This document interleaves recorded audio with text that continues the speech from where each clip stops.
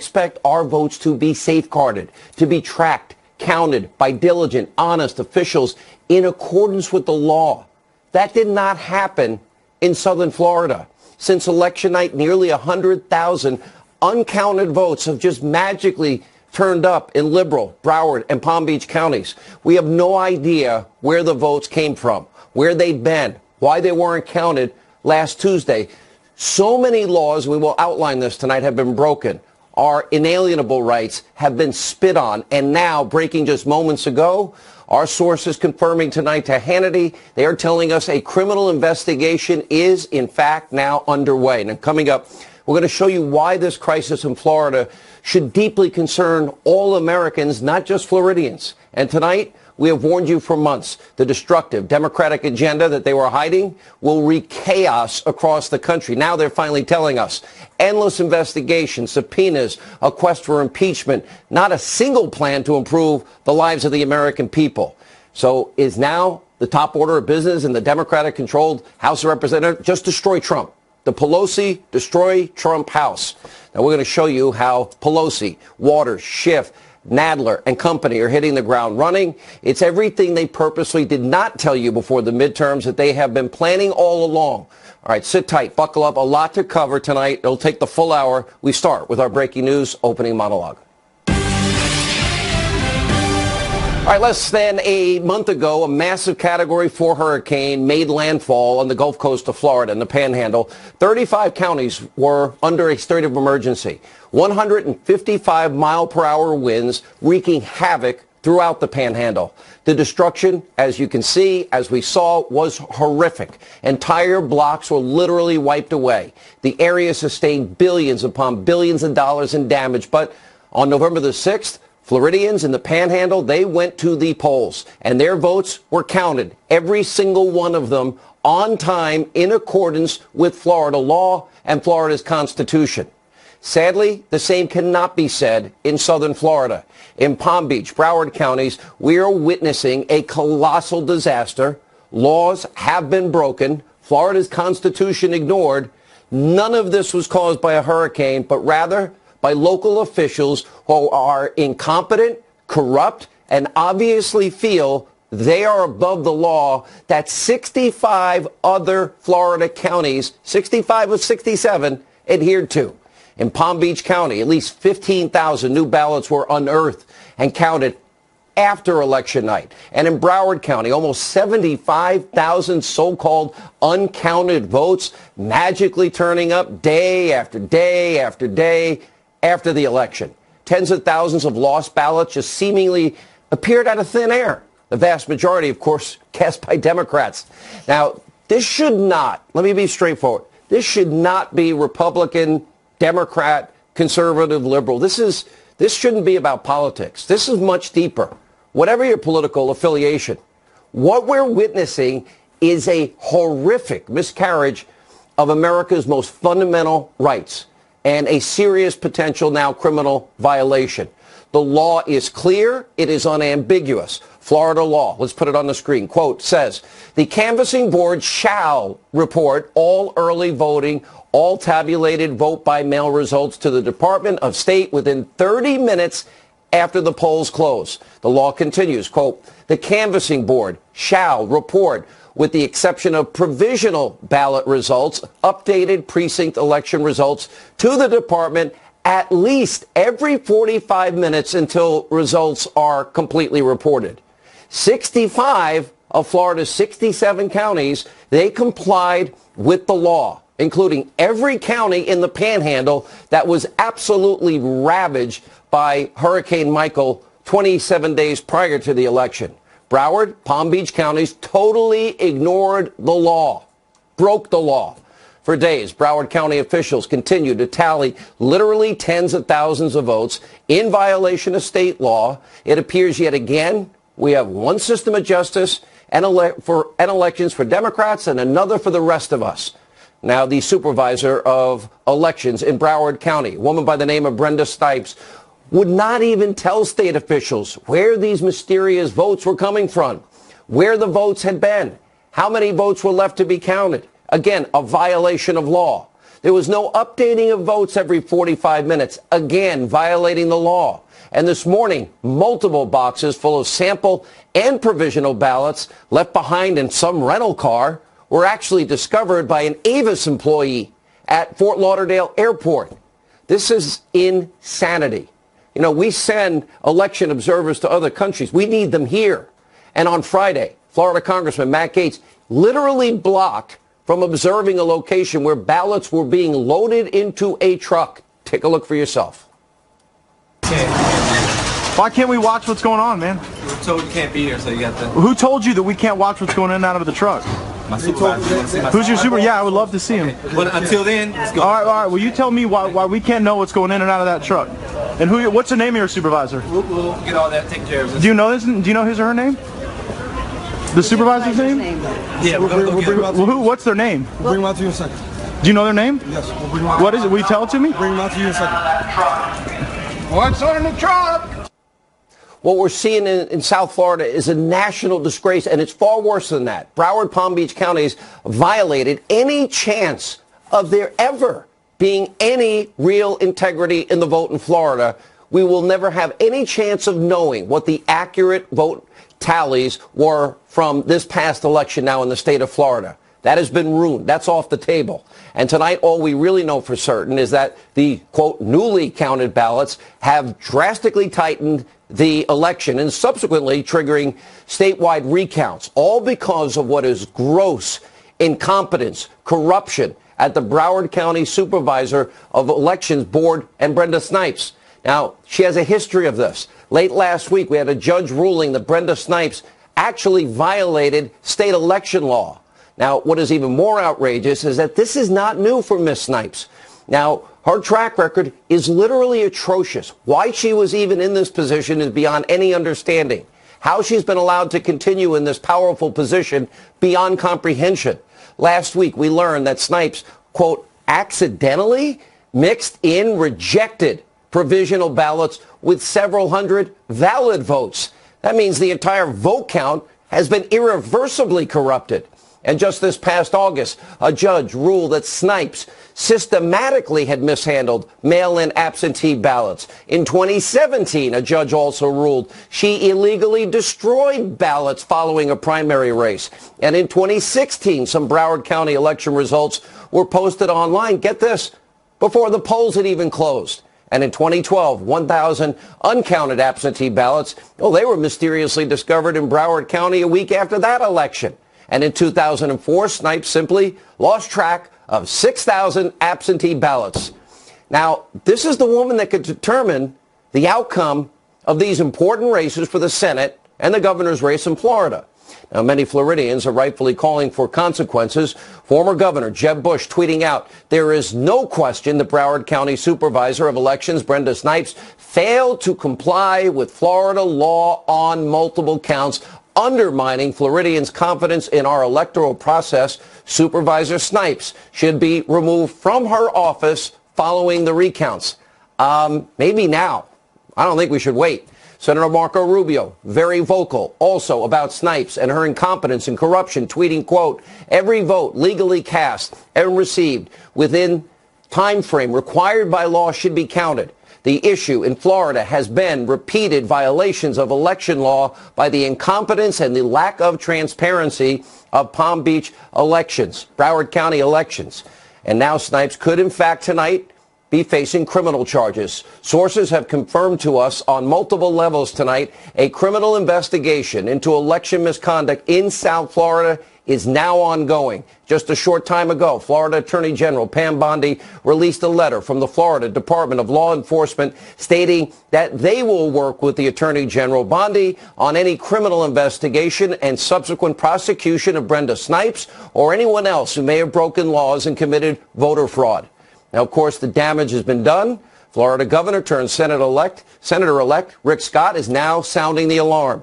You don't just magically find 93,000 votes laying around unless you need smoke for cover. That's why this is so problematic. Take a look. Bill Nelson is clearly a sore loser. He can't stand the fact that he's not going to be elected for, the first time in decades, and he won't. He's just here to steal this election. That's what he's done. His lawyer came down here and said, "I'm here to win the election. I'm not here to get a free and fair election, make sure votes are counted." No, he wants to win the election. That's his only purpose. Now, make no mistake, when the dust settles here, Rick Scott and Ron DeSantis will take their rightful place as senator and governor of Florida. But tonight, Democratic operatives, they are trying to prevent all of that from happening. On Friday, lawyers for the Gillum and Nelson campaigns, they actually objected to a judge to non-citizens' votes being rightfully denied. In other words, they want votes from non-citizens to now count. Where is their integrity in all of this tonight? That means they only care about power, nothing else. Rule of law means nothing to them. And it gets even worse. Nelson just hired an attorney. His name is Mark Elias. His name may sound familiar to you. He's the left-wing hack at the very center of Hillary Clinton's attempt to rig the 2016 election with that phony dossier. Remember Clinton? The DNC paid millions to Elias and his firm, Perkins Coie. Yeah, that firm. To dig up the Russian dirt, hire Fusion GPS, hiring a foreign national, Christopher Steele, an ex-foreign spy, subsequently put together a dirty dossier full of Russian lies that not even Christopher Steele stood by. That campaign opposition research, remember, it was distributed across all of Obama's DOJ by Steele as credible, nonpartisan information. The contents leaked to the press before the 2016 election. Remember, David Korn's article, October 31st, 2016, only days before the election, he reported that, quote, a veteran spy has given the FBI information alleging a Russian operative to cultivate Donald Trump. And let's not forget about Michael Isikoff's Yahoo report, September 2016, alleging Russian collusion. Democrats were trying to rig the election with the help of Hillary's bought and paid for foreign nationals using Russian lies. Remember, none of it was ever confirmed. Most of it's been debunked. And as you can see, Elias, he's a very experienced Democratic operative. And of course, he's also been involved in past recounts. His quotes will shock you. In 2013, he said, those who have seen past recounts in Virginia know that they do not tend to change the results. By the way, there was only 167 vote advantage for the guy he's representing. The next year, he said, quote, recounts really only happen where you are talking about dozens or a few hundred votes separating candidates. Gee, Mark, I wonder why the change of heart. Gun for hire, say anything, just, make the rules up as you go along. Now, of course, the Democrats, they pretty much wrote the book on election rigging during the 2016 election. I seem like the only one that's pointed this out. We all know the Democratic primary. We know it was fixed for Hillary Clinton. Remember former interim DNC chair Donna Brazile admitting this on my radio show. Remember, she had actually used the word rigged. She kind of tried to back off it in this interview, but she admits she used it. Take a listen. What I said in the book was that in exchange for bailing out the party, which was broke, the Clinton campaign would get control over certain decisions and aspects of the DNC that made it difficult, if not impossible, for me to do my job. It was unethical, but it was not rigged, and I stand by that. But you said you actually used the word rigged. Of course, because I promised Bernie that I would go department by department and do a forensic test to find out what happened.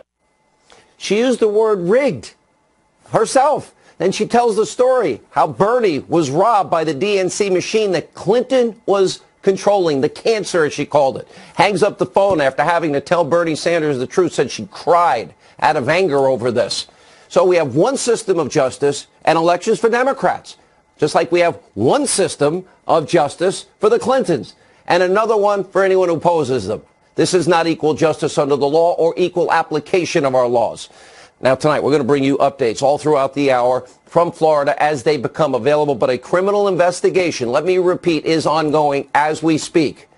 Now, whatever happens in Florida, here's one thing. I know the Democrats are all excited because they got control of the House of Representatives. By the way, the president, in retrospect, now that he went out and fought for all those Senate candidates and Republicans picked up those seats and that in the Senate, by the way, turned the blue wave into a little baby blue trickle. because now Democrats are doing exactly what I told you they would do. They're now coming clean. The things they weren't saying on the campaign trail about what their real plan is to wage what is a never-ending, full-scale investigation into anything and everything Donald Trump to destroy this president. And according to new reports, Pelosi and company, get this, they are planning to launch a subpoena cannon at the Trump White House, firing on all cylinders with a political hit list of nearly 100 targets, meaning 100 investigations. Tax returns, Stormy Daniels, James Comey, the impeachment of Justice Kavanaugh. Shifty Schiff wants to actually investigate the president's treatment of CNN, the Washington Post, Amazon. Democrats are stopping at nothing to pursue the unhinged campaign to halt President Trump and his progress. By the way, that means our progress. That means America's progress. And of course, this is a plan of endless investigations. By the way, very few facts. Nancy Pelosi is actually saying Democrats don't need an indictment to move forward on their impeachment fantasies, while she and other Democrats fuel even more baseless hysteria about Mueller's Russia probe. House Democrats, they have been working overdrive to now smear the acting Attorney General, Matt Whitaker, which was the president's lawful choice, period. And don't forget, Rod Rosenstein, who's been running this whole thing, is conflicted in multiple ways, like signing the last FISA, writing the letter recommending that Comey get fired. But he's still been running it. They didn't care about his conflicts. Take a look. I want to make this very clear. If he doesn't recuse himself, if he has any involvement whatsoever in this Russia probe, we are going to find out whether he made commitments to the president about the probe, whether he is serving as a back channel to the president or his lawyers about the probe, whether he's doing anything to interfere with the probe. Mr. Whitaker needs to understand that he will be called to answer, and any role that he plays will be exposed to the public. We don't want there to be any ambiguity about that. You don't have confidence in him as America's top enforcement officer? No, I don't, and don't just take it from me. There's bipartisan editorializing about this, that he should never have been appointed, and that it does violence to the Constitution and the vision of our founders to appoint such a person in such a manner to be the chief legal officer in our country, and that's bipartisan. I'll go further. His appointment is simply part of an attack on the investigation by Robert Mueller, the special counsel. It's part of a pattern of interference by the president, part of a pattern of obstruction of that, attempted obstruction of that investigation. The only problem is no one's talking about meddling with the Mueller probe. Nobody. The president has said twice in the last week, no. So ask yourself, the House Democrats, is there a single agenda item that they are advocating that will make your life better? Any one agenda item that's going to create more jobs, make this country safer, build a brighter future for our kids and our grandkids? Well, we know the answer tonight is no. It's all part of what I've been telling you. They've been hiding what their agenda is really all about. It slip out occasionally, and then they tell everybody stop, which is mobilizing their political hit list. Get revenge. They didn't like the results of the 2016 election. By the way, they didn't like the results of this last election. They want to shield their own deep state corruption and put this country's future at risk. What they ought to be focused on is our kids and our grandkids, and law and order and equal justice under the law, equal application of our laws. And yes, something called our Constitution. Yeah, the document from which all laws originate from. Our founding Constitution. All right, we have a lot to get to tonight. We'll also talk about Georgia. We'll also talk more about this agenda of the Democrats as it's revealed. We're going to start with the legal side of all this. We'll talk to Greg Jarrett, Andy McCarthy on what has happened down in Florida. That and so much more as we continue this busy breaking news edition of Hannity. My goal is that we follow the law. And what we've seen is, you know, in the supervisor election in Broward and Palm Beach County, both of them, the courts have said they haven't followed the law. We know Brenda Snipes mixed illegal ballots with legal ballots. We know they've not let party officials in. The courts have said follow the law. So what I'm trying to do is get them to do what we expect. The laws are set up there to prevent fraud, and for whatever reason, they don't want to do it.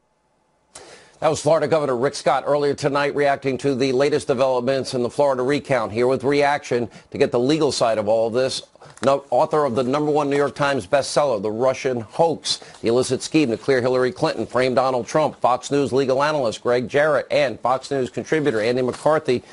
Let's start with, we have civil violations of law, and now we have the criminal investigation that has now begun with law enforcement, the Attorney General, Pam Bondi tonight. What are we possibly looking at legally, Greg? Well, unfortunately, Florida law has no teeth. Most of the violations already committed by Brenda Snipes, who is the epitome of incompetence and recklessness, are civil violations. So the only penalty is a fine which she doesn't even pay. It comes out of her office. It's true that there are felony statutes of fraud. There are about 20 of them in Florida.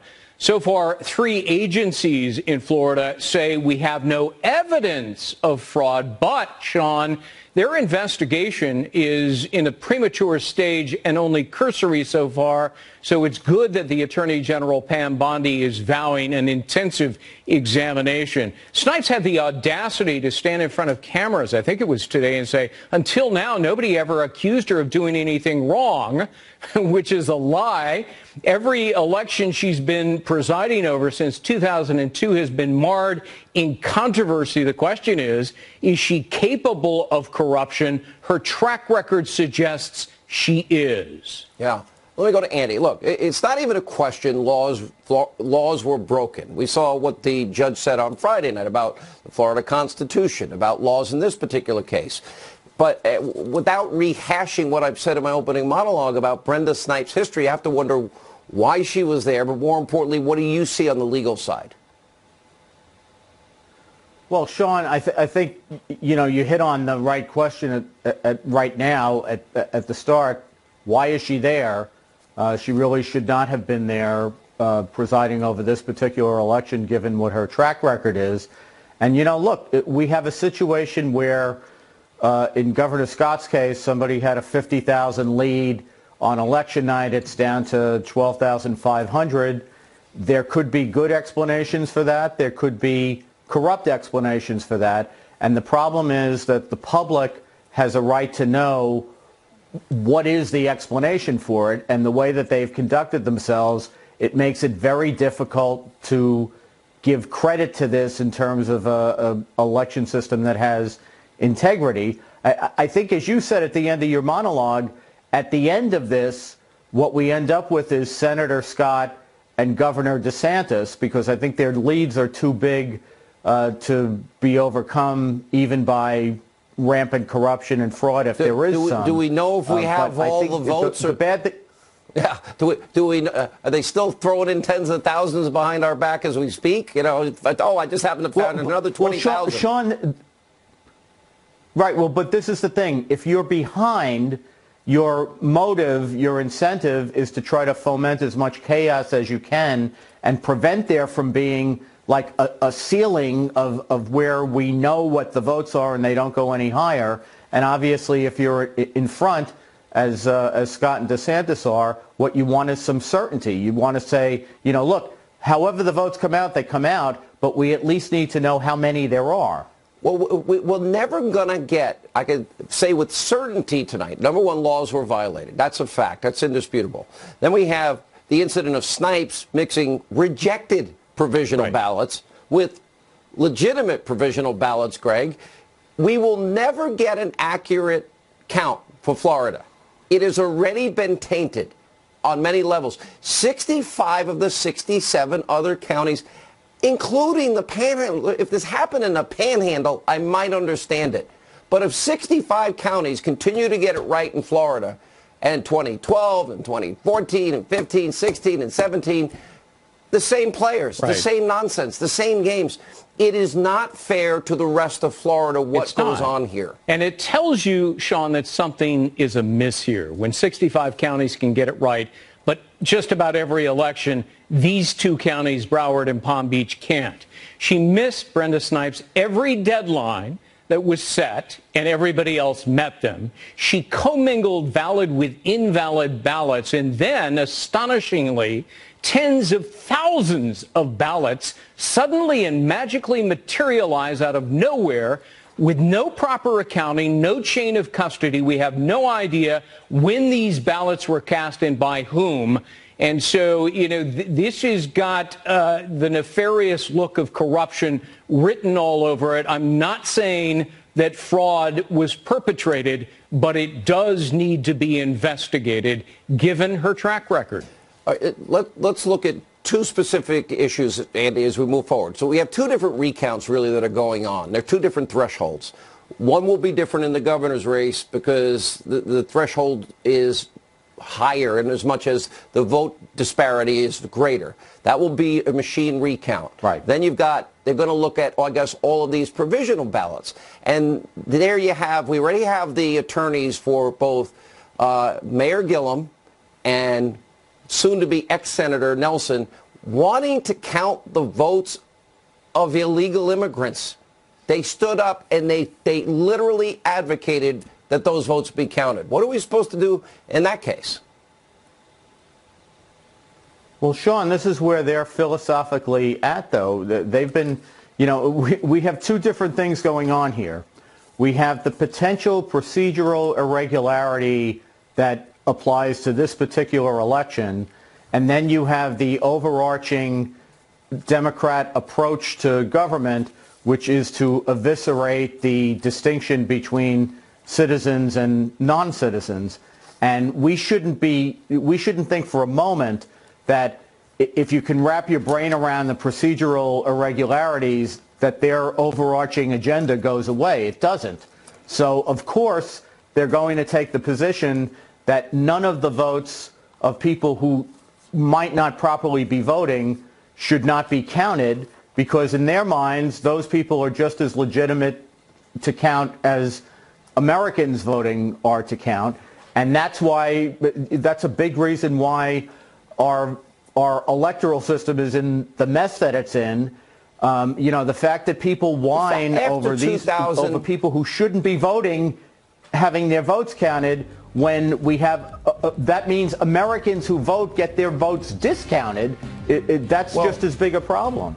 And Greg, I mean, this is 18 years after 2000. Dimpled, pimpled, perforated, not perforated. Let me ask you this. Mark Elias, who you know so well from this whole Perkins Coie issue, he had a Virginia client ahead by 165 votes, 0.007%. Criticized Republicans for not conceding, saying the recounts don't tend to change the results. 165 vote difference. He had another client just up by 12,000 votes and said recounts should only be done where there are dozens or a few hundred votes separating the candidates. Doesn't exactly sound like a man of deep, abiding principles that cares about fairness and equality and justice under the law as it relates to elections. People should be suspicious when Hillary Clinton's lawyer, who paid for Russian information, is involved in any election recount, and that's Mark Elias. All right, guys, thank you both for your analysis. The legal side of this is going to be very important as we move forward. And when we come back, we have more stunning examples, stunning incompetence and bias from the official in charge of the elections in Broward County, Tammy Bruce, J. Christian Adams. Also, Matt Gaetz will join us. What he witnessed this weekend. We have the videotape and more. Straight ahead.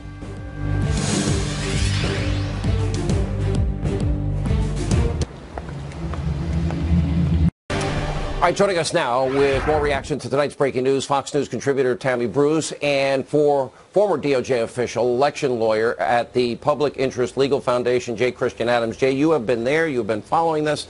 Let's go back to what you're seeing on the ground, what people need to know. How bad is this? And do you agree with Andy McCarthy's assessment that he doesn't believe it will ultimately impact the final results, which is that Rick Scott will be the next senator and DeSantis will be the next governor? Andy is right. Recounts usually confirm the existing tally. But, Sean, what you're seeing is astonishing incompetence. We sued Brenda Snipes for incompetence in maintaining the voter rolls. And I got to know her very well. I got to know her employees. She was my witness on the stand in a federal court trial where she admitted non-citizens are on the voter rolls in Broward. They're voting. She doesn't turn them in when she finds out about them. She admitted there's felons illegally voting. She doesn't call the police when she finds out about them. There are people on her voter rolls who were born, they have birth dates when Grover Cleveland was president in Broward County. So I got to see close up how incredibly incompetent both Brenda Snipes is, as well as her entire staff. So this is not just her, it's the whole office. Well, and we see that, Tammy, because it keeps happening year in and year out. This is nothing new, and I go back to the simple point, and then based on what J. Christian Adams is saying here, why is she there? But more importantly, the rest of Florida is hurt by this, and now they're being hurt dramatically by this. And their vote ultimately is in jeopardy, really, in the end. Well, right, that every false vote, every illegitimate vote that's counted erases the vote of an American citizen. And that, of course, makes a mockery of the entire system. But I would take one issue with one word of our friend, Jay Christian, about incompetence. This is intent.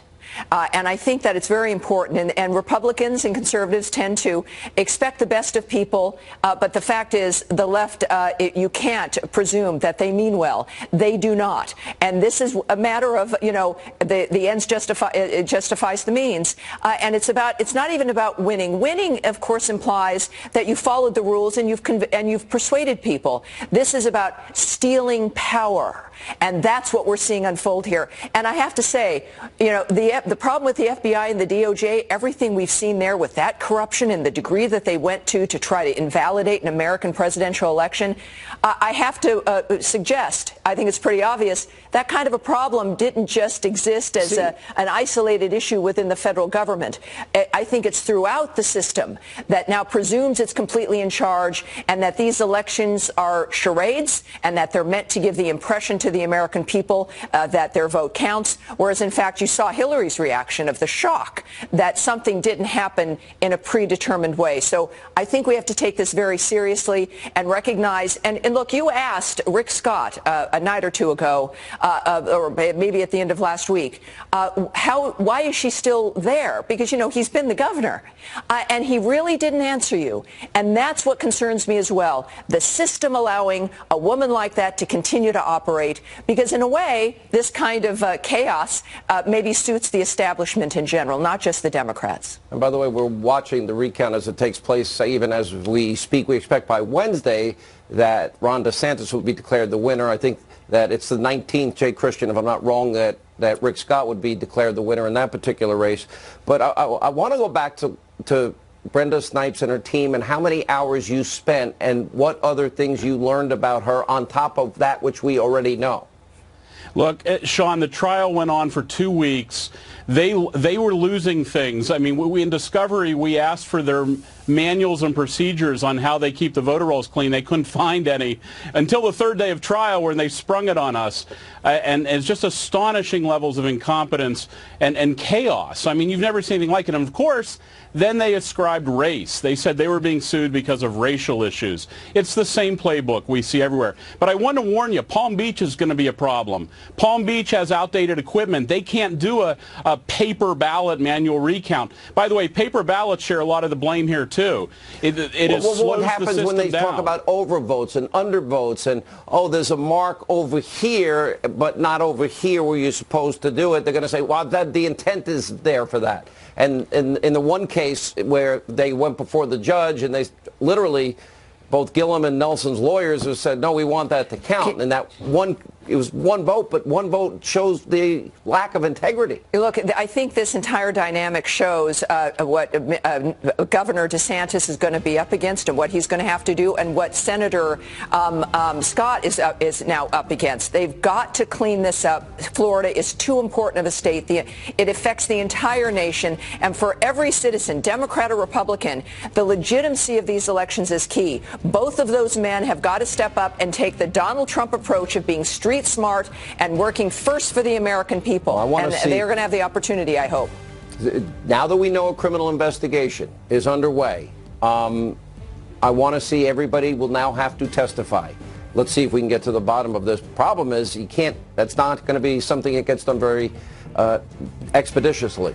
All right, thank you both. When we come back, you just are not going to believe what happened over the weekend. What Democrats are planning to do, by the way, to Donald Trump now. We have Steve Scalise, Matt Gaetz, his experience this weekend in Florida. We got the tape. That's next. Straight ahead.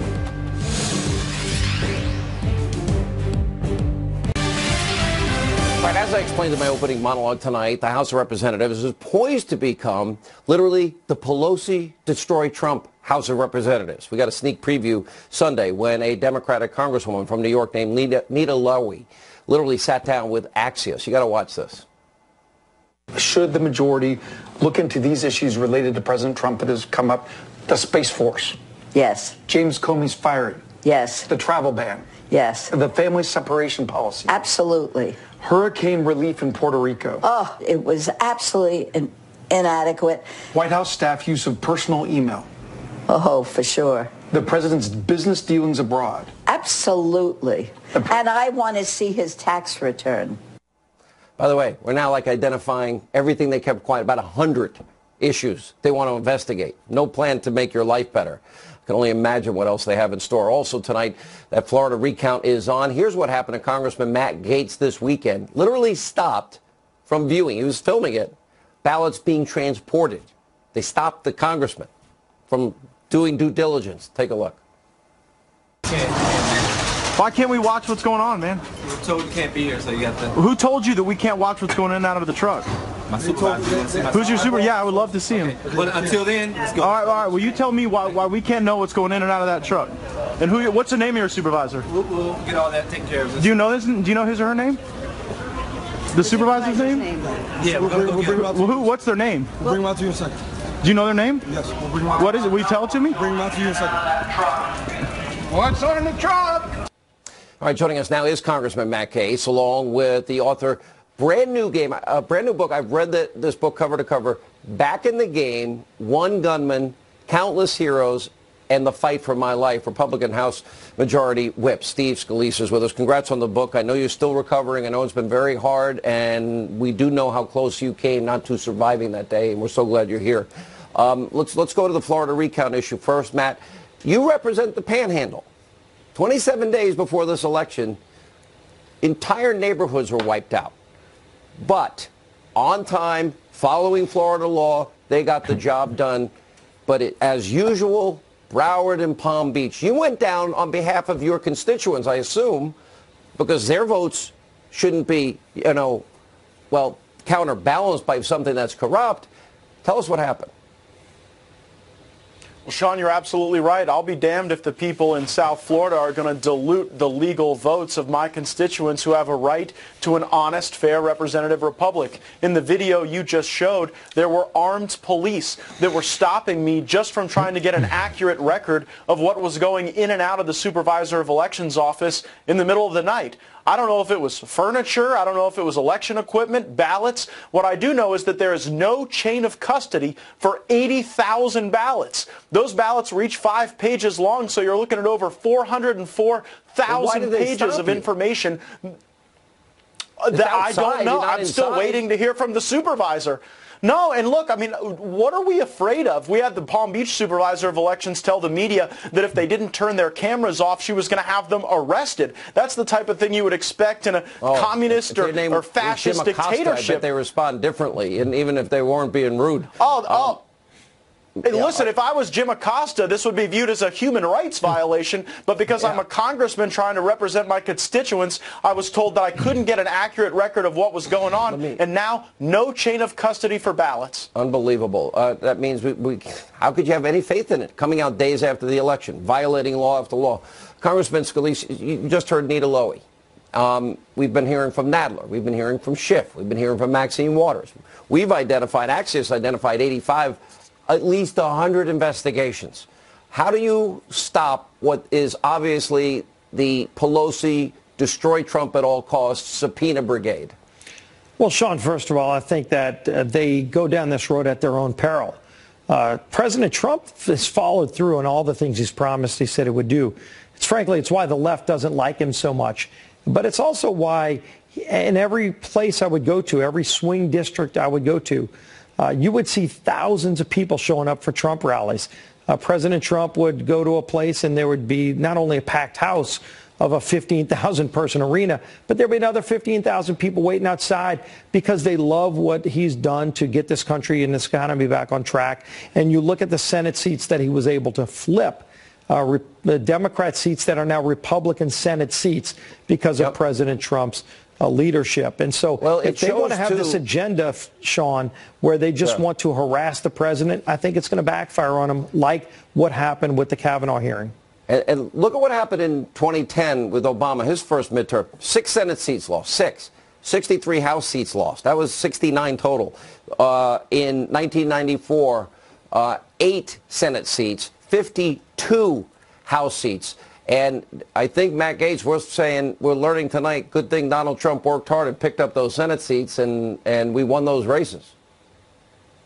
Yeah, Donald Trump's pretty good at winning states, and that's what the presidential re-election will be all about. President Trump's coalition clearly involves creating massive turnout in areas where he's popular. And, he embraced the challenge of this midterm unlike any president in modern history. Now we've got to make sure that the strategy of the resistance doesn't metastasize from obstruction in Congress to stealing elections. That's why the work we're doing in Florida is so important. I don't want to give the Democrats any opening in the future to go and do that. All right. I want to thank you both. By the way, Steve, I did read your book. It's Back in the Game, One Gunman, Countless Heroes, The Fight for My Life, Amazon.com. I hope people get a copy of it.